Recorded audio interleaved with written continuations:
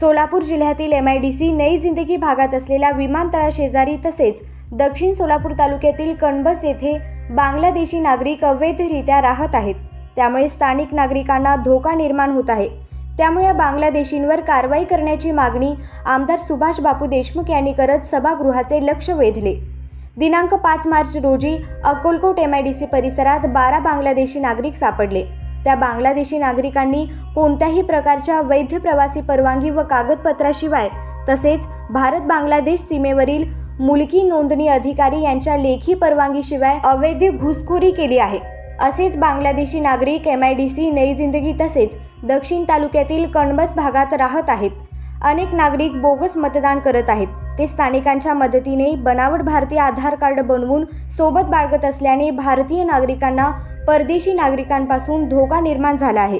त्यासाठी राज्य शासनाने तात्काळ याची दखल घेऊन राज्यात घुसखोरी केलेल्या बांगलादेशी नागरिकांवर कडक कारवाई करून त्यांना तात्काळ बांगलादेशात परत पाठवण्याची कार्यवाही करावी, अशी मागणी आमदार सुभाष बापू देशमुख यांनी अधिवेशनात केली। जगदंबा महिला रेडीमेड या युनिटमध्ये रेड टाकली आणि त्या ठिकाणी बांगलादेशी 12 नागरिक आढळलेले आहेत। अध्यक्ष महोदय, ही गारमेंटची संस्था आहे।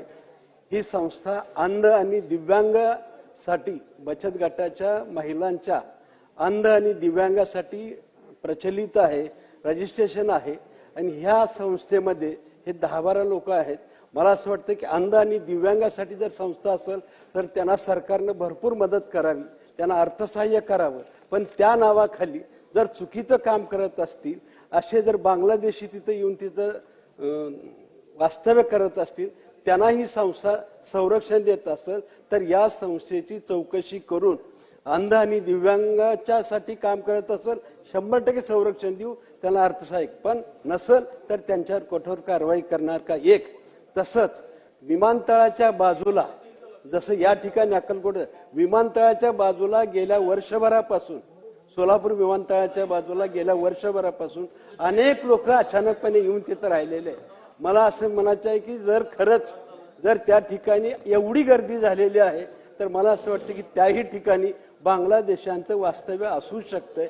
मला असं वाटतं की त्या ठिकाणचे अतिक्रमण असतील, ते अतिक्रमण सुद्धा तुम्ही हटवणार का? आणि त्या ठिकाणच्या बांगलादेशीच्या जे नागरिक आहेत त्यांची सखोल चौकशी करणार का? तसंच कणबस तालुका दक्षिण सोलापूरमध्ये सुद्धा 20 ते 25 मतदार असे सापडलेले आहेत। त्या ठिकाणी त्यांचं वास्तव्य नाही, त्यांचं गावात नाव नाही, तरी पण मतदार यादीमध्ये नाव आहे, ते दक्षिण तालुक्यात आहे।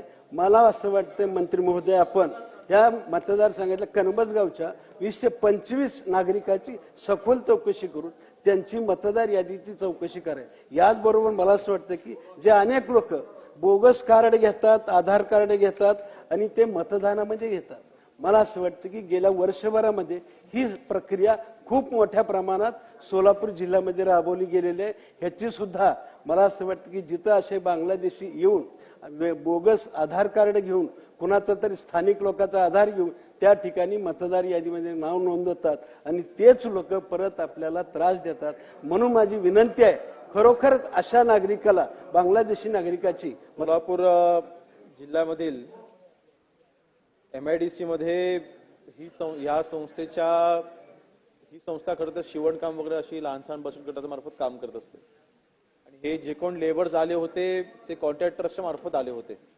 म्हणून अध्यक्ष महोदय, ह्यामध्ये आपण जी कारवाई केलेली आहे, आपण याच्यामध्ये 12 जणांना आपण जी अटक केली आहे, त्यामध्ये अजून एक कारवाई आपण ह्याच्यामध्ये मुंबईवरून भिवंडीवरनं देखील आपण एका व्यक्तीला अटक केली आहे जो कॉन्ट्रॅक्टर आहे आणि दोघांना आपण अटक केलेली आहे। एक भिवंडीवरनं आहे आणि एक बँगलोरवरनं आहे। तर अध्यक्ष महोदय, आपण मुळात जो कॉन्ट्रॅक्टर आहे त्याला देखील आपण ह्याच्यामध्ये अटक केलेली आहे।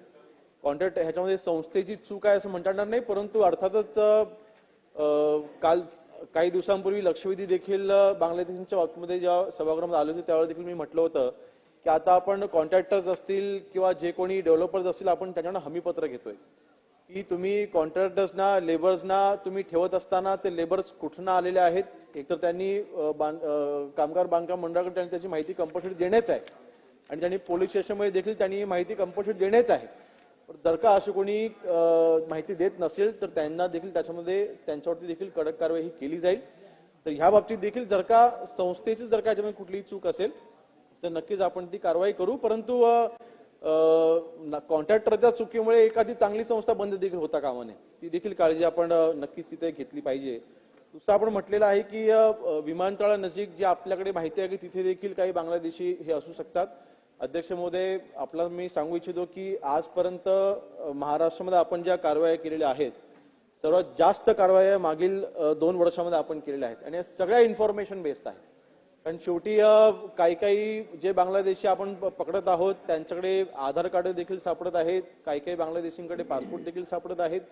परंतु अजून एक माहिती मी देईन की हे आधार कार्ड किंवा पासपोर्ट ह्याच्यामध्ये एकही डॉक्युमेंट हे महाराष्ट्रात बनत नाहीये, हे पश्चिम बंगालमध्ये बनवून येत आहेत, कर्नाटकमध्ये बनवून येत आहेत, आसाममध्ये बनवून येत आहेत. त्यामुळे महाराष्ट्रामध्ये कुठेही डॉक्युमेंट बनत नाही. परंतु शेवटी भारतीय जर का नागरिक म्हणून कोण येत असेल तर आपल्याला ते कळत नाही की हा बांगलादेशी आहे की हा पश्चिम बंगालचा आहे म्हणून आपल्याला जी शंका आहे ती जागा स्पेसिफिक आपण मला ती ठिकाणं द्या, नक्कीच त्या ठिकाणी आपण एटीएसच्या मार्फत आपण ती कारवाई देखील आपण करायला लावू. आणि मतदार यादीमध्ये, कारण शेवटी आता भारतीय नागरिकत्व जर का त्यांना मिळालं म्हणजे त्यांनी पासपोर्ट जर का बनवला म्हटल्यानंतर ते इट्स अ प्रूफ की तो भारतीय नागरिक आहे, परिणामी त्यांची नावं ही मतदार यादीमध्ये येतात. परंतु अशा कोणा व्यक्तीवरती आपल्याला शंका असेल आपण ती देखील नावं आपण माझ्याकडे द्या, आपण त्याच्यावरती योग्य ती कारवाई आम्ही करू.